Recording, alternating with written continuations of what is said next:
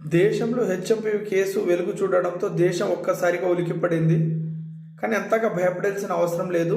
కేంద్ర ఆరోగ్య శాఖ మంత్రి జేపీ నడ్డా గారు ఏమన్నారో ఒకసారి చూద్దాం. ఈ వైరస్ కొత్తమి కాదు, 2021లో గుర్తించినట్లు కేంద్ర ఆరోగ్య శాఖ మంత్రి జేపీ నడ్డా గారు అన్నారు.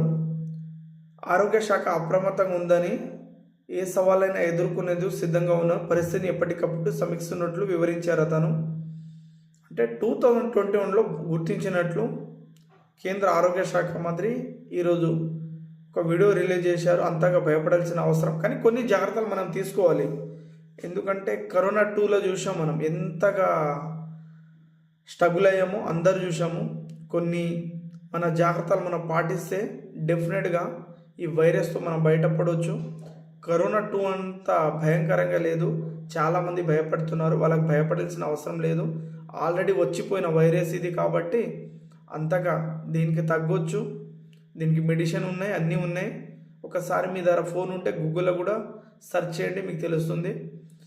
ఒక్కటే మనం కొన్ని జాగ్రత్తలు పాటించాలి, దీనికి ఎదుర్కొనేందుకు రెడీ ఉండాలి.